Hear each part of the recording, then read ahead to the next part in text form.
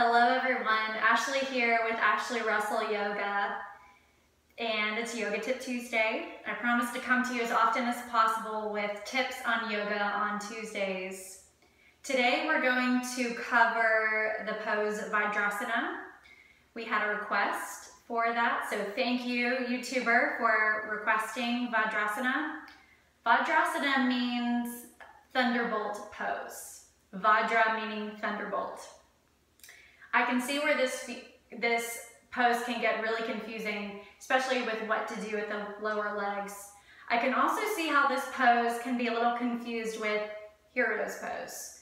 Not to confuse the two, there's very different things that you do with your legs and your feet in the two poses, even though they look a little bit similar. So we'll go ahead and get started with Vajrasana. Today we're going to work on two variations of Vajrasana. And as you can see, I've got a blanket out.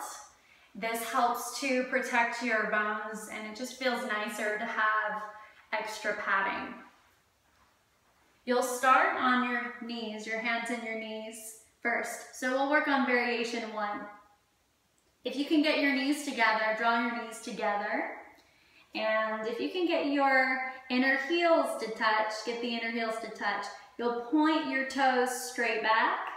What I do to get the inner heels to touch, before I sit back, I reach for the outer heels and I draw the inner ankles and the inner heels in towards each other so they come closer, and I sit back on the heels. So you're sitting on your heels, not in between your heels on the floor.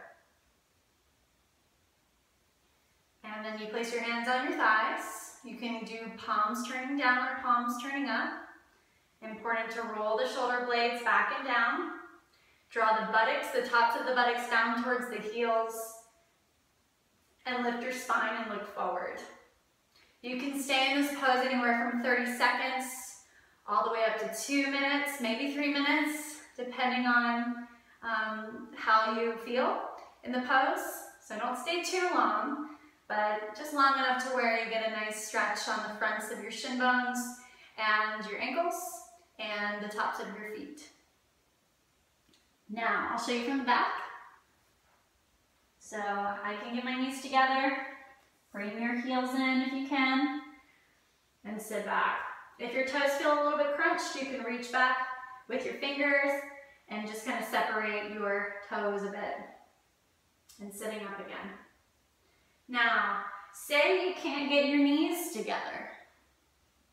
Okay, that's very likely for a lot of people. So you can separate your knees, but I would also recommend, if you can, separating your feet. Just so that you're getting an even stretch on the inner and the outer ankles, and your knees aren't really, really wide. Okay, so a little alignment tip here. Try to balance the line between your knees and your ankles. So aiming to line your knee joints with your ankle joints and creating more of a straighter line, so it feels as though the shin bones are moving straight back rather than out to the side in a V shape, for example. And what I've found, just in my practice, is it kind of helps your inner ankles and your outer ankles get a little bit more of an even stretch. Okay, so that's variation one with the toes pointing straight back. Variation two, you'll start coming in the same way, starting on your hands and your knees. Knees together if you can.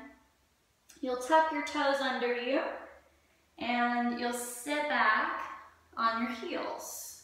Just a couple of minor adjustments. Like I did before, you can see if you can move your inner ankles and your inner heels closer to each other. And also another little adjustment is see if you can open up your toes, spread your toes apart from each other so you get a better stretch in between the toes where the webbing of your toes are. Okay, and same thing with your upper body. Placing your hands on your thighs, palms turning down, palms turning up, your choice. Roll the shoulder blades back and down, lift your spine, and roll your buttock bones down towards the heels. Okay, let me show you that from the back. So coming in, heels in, separating the toes, and sit back in between your heels. I'm sorry, not in between, but on your heels. Okay, so here's what it looks like from the back. Now notice the stretch on the soles of the feet. This pose is fantastic for people who have plantar fasciitis. So if you are suffering from plantar fasciitis and you're able to get into this pose, this may be a good pose for you to try at home because the plantar fascia here gets a nice stretch, as well as the other areas that are affected by plantar fasciitis, such as the heels, the Achilles, and the calves. You can feel a lengthening there, which really helps to open those areas and kind of turn down the inflammation a little bit.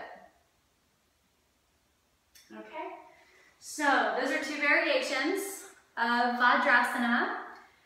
And say you weren't able to get there, but you're almost there, you can use a blanket. You can roll up a blanket and place it in between your buttocks and your heels in either variation. So with the toes pointed back or with the toes tucked under you.